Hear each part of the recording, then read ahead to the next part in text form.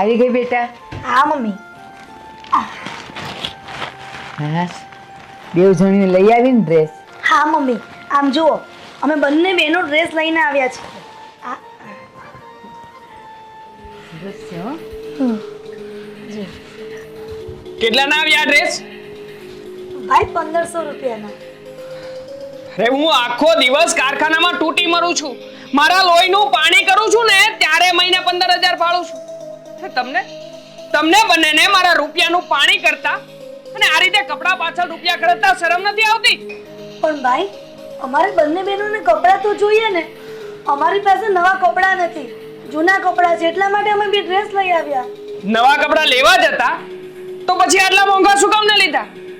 250-300 વાળા નથી મળતા દુનિયામાં, એ લઈ લેવાય ને. આજ પછી જો આવો ફાલતુ ખર્ચો કર્યો છે ને તો યાદ રાખજો, મારાથી ભૂંડો આ ઘરમાં બીજો કોઈ નથી. અરે હોય ત્યારે ખર્ચો ખર્ચો ને ખર્ચો. ભાઈ,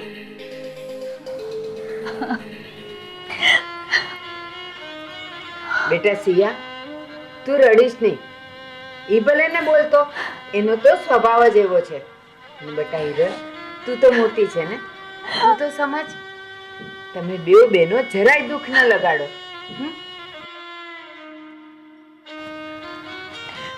મમ્મી, તમે એમ કહો છો કે મન પર ના લ્યો. મન પર ના લઈએ તો શું કરીએ? સગો ભાઈ જ અમારી સાથે આવું વર્તન કરે છે. બેટા, હવે એ એવું નહીં કરે. હું એને સમજાવી દઈશ. જા, બંને જણા રડો નહીં. કપડાં લઈ લો અને તમારા રૂમમાં જાઓ. જા બેટા.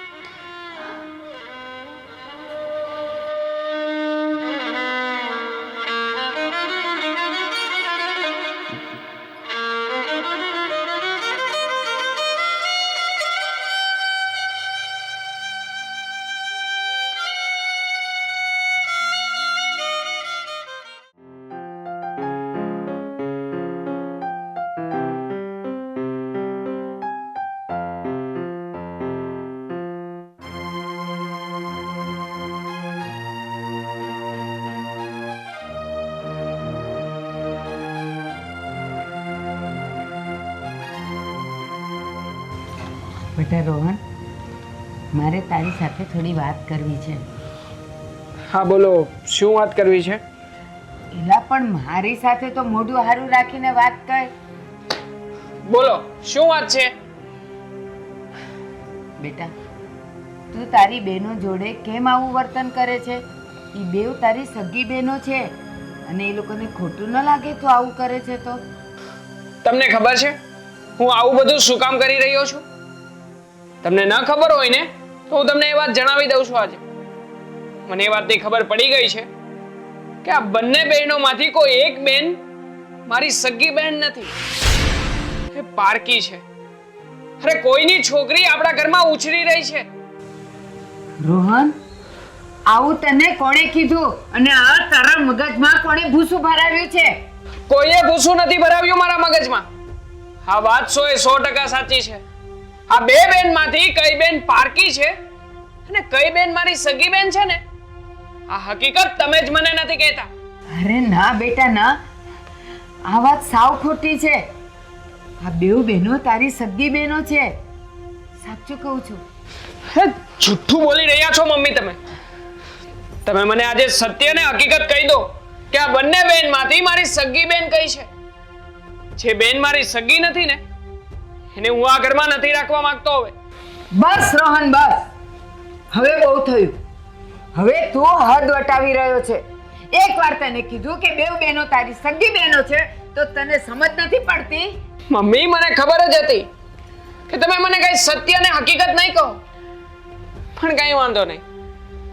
હા, વાતનો પત્તો હું મારી જાતે જ લગાવી લઈશ કે કઈ બેન મારી સગી બેન છે અને કઈ પારકી.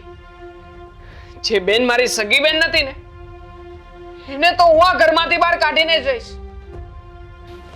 નહીં રાખું હું એને મારા ઘરમાં. કોણ જાણે કોણે મારા રોહનના મગજમાં આવું ભૂસું ભરાવી દીધું છે? કોણ છે?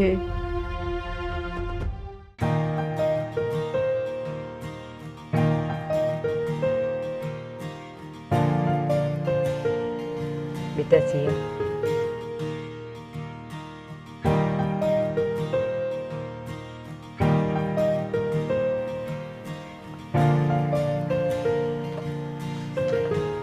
પી લીધું બેટા?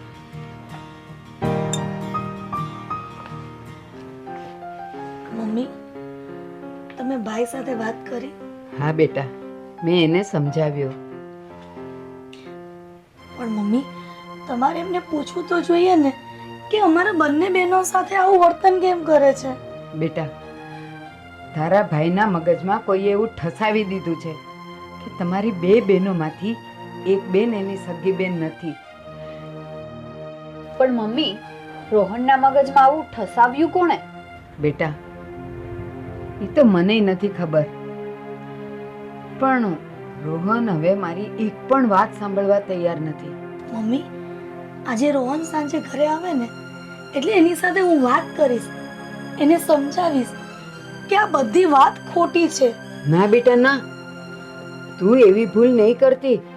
જો તું એને સમજાવવા જશે ને તો એ તારી સાથે ઝઘડશે, તારી સાથે મોટો ઝઘડો કરશે. તો પછી મમ્મી અમારે બંને બહેનોને આમ ચૂપચાપ સહન કર્યા કરવાનું. બેટા, એના માટે સાચો સમય આવવા દે. એ સમય આવશે ને ત્યારે હું એને એવો ઘા મારીશ કે એનો આ બધો ભરમ તૂટી જશે અને એને સાચી વાત સમજાઈ જશે.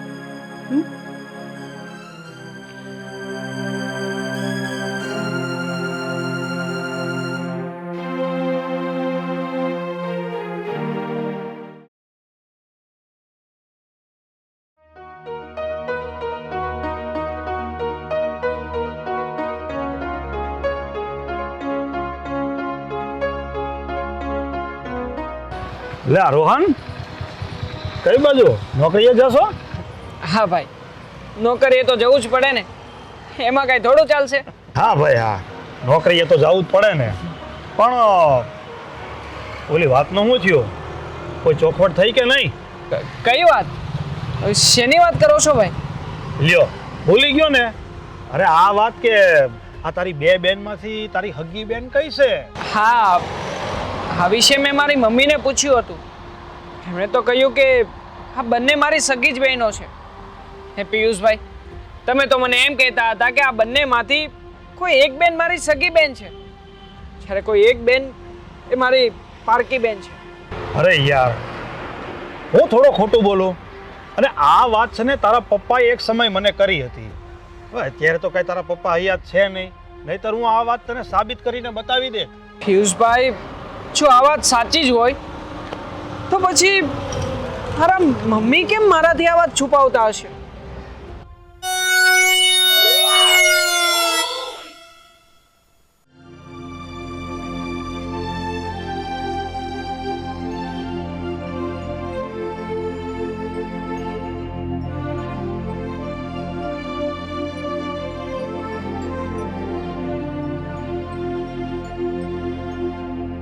પિયુષભાઈ, આ શું તમે ધંધા આદર્યા છે? એટલે આશા, તું ક્યારે આવી? હા બેસ, ખુરશી લઈ આવું. હું અહીંયા બેસવા નથી આવી, હું તમને પૂછવા માટે આવી છું કે આ શું તમે ધંધા આદર્યા છે? શું કામ ને મારા ભાઈના કાનમાં ઝેર રેડો છો? ઝેર? કેમ વળી? મેં શું કર્યું? આહાહા, બસ કરો પિયુષભાઈ, હવે બસ કરો. મને બધી જ ખબર છે, હવે આમ ભોળા ના બનો. તમે જ મારા ભાઈને કહ્યું છે ને કે અમારા બંને બહેનોમાંથી એક બેન એની પારકી છે એમ? હા, મેં જ કીધું છે કે તમારા બે બેનમાંથી એની એક સગી બેન નથી. શું કામ પણ? તમે મારા ભાઈના મગજમાં ખોટું આમ ઠસાવાનું કારણ શું છે? હું જાણી શકું? કારણ એક જ છે કે હું વર્ષોથી તારી મોટી બેનને પસંદ કરું છું, પણ તારી મોટી બેન છે કે મારી સામે ધ્યાન જ નથી આપતી, એટલે ગમે એમ કરીને હું એને હેરાન કરવા માંગુ છું. સમજી? તો તમે પણ કાન ખોલીને સાંભળી લેજો. તમારાથી થાય ને એ કરી લેજો, પણ મારી બેનને તો હું તમારી સામે ક્યારેય ઝૂકવા નહીં દઉં. યાદ રાખી લેજો. તો પછી હવે તું એ જોઈ લે કે હું શું કરું છું. વાત કરે.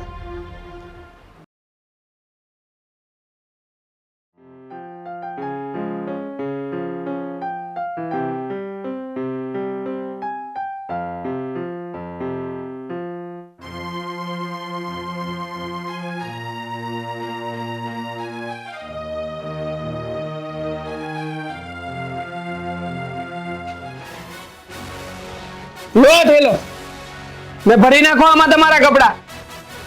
તમારી બે બેન માંથી જે મારી સગી બેન નથી ને એ અત્યારે જ નીકળે આ ઘરની બહાર. હું બહાર ઉભો તમારી રાહ જોઉં છું. જલ્દી કરજો.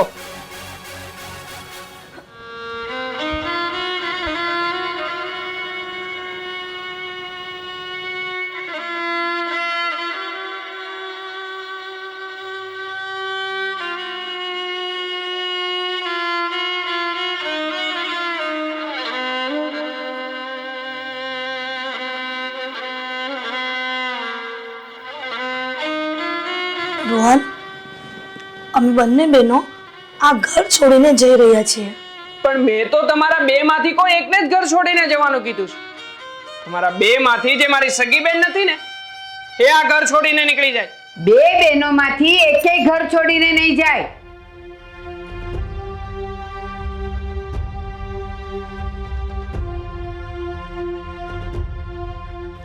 રોહન, તું આ બેવ બહેનોમાંથી તારી જે સગી બેન નથી એને તું બહાર કાઢવા માંગે છે ને, પણ એ બે બહેનોમાંથી કોઈ બહાર નહીં જાય, અને બહાર જશે તો એ તું જઈશ. હું જાઉં? હા, તમે શું બોલો છો બા? આ ઘર તો મારું છે. આ ઘર તારું નથી અને તું આ ઘરનો વારસદાર પણ નથી. બા, તમે શું બોલો છો? એનું ભાન છે તમને? હું તો પૂરેપૂરા ભાનમાં છું. ભાન તો તું ભૂલ્યો છે. રોજ તું મને પૂછે છે ને કે આ બેમાંથી તારી કઈ સગી બેન છે, તો કાન ખોલીને સાંભળી લે. આ બેમાંથી કોઈ તારી સગી બેન નથી. આ બંનેમાંથી કોઈ મારી સગી બેન નથી એટલે? સાચી હકીકત તારે જાણવી છે ને, તો કાન ખોલીને સાંભળ અને બરાબર ભાનમાં સાંભળજે.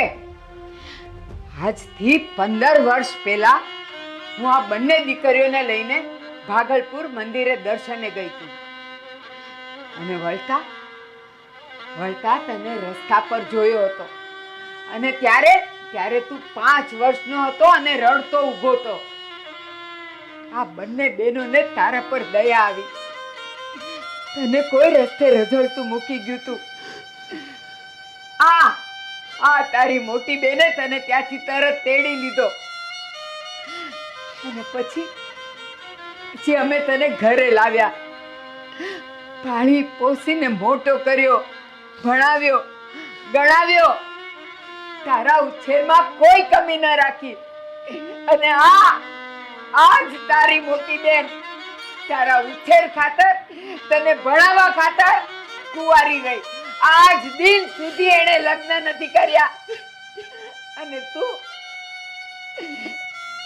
આ બહેનોને ઘરમાંથી કાઢી મૂકવા માંગે છે. કાઢી મૂકવા માંગે છે તું.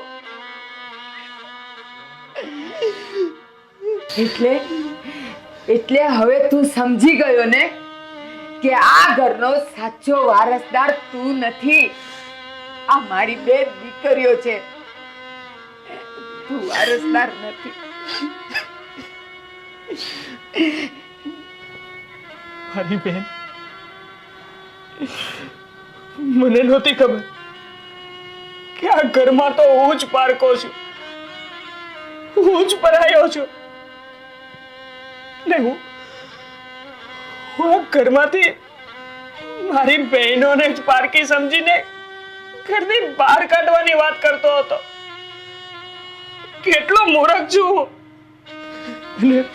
અને સાચું કહું ને તો હું તમારી માફીને લાયક તો જરાય નથી. હું માફી છું આ ઘરમાં રહેવાને પણ લાયક નથી. મને ધક્કા મારીને અત્યારે જ ઘરની બહાર મોકલી દો. હું એ જ લાયક છું, એ જ લાયક છું.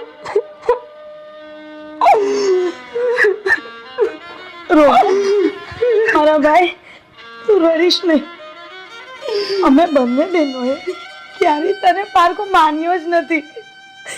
તું અમારો સગો ભાઈ છે. હા ભાઈ, તારે કોઈ માફી માંગવાની જરૂર નથી. તારે આ ઘર છોડીને ક્યાંય નથી જવાનો. તારે અહીં જ આપણા ઘરમાં અને અમારા ત્રણેયની સાથે રહેવાનું છે. તું આ ઘર છોડીને ન જા ભાઈ.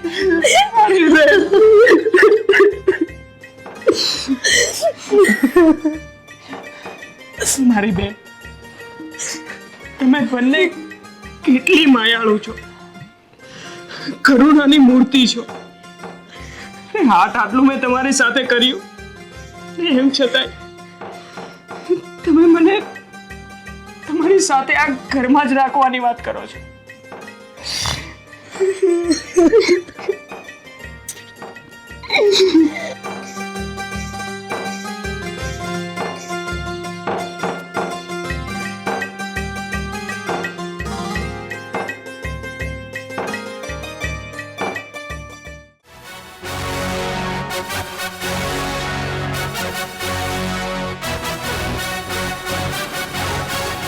લે રોહન, આમ કઈ બાજુ આવ્યો?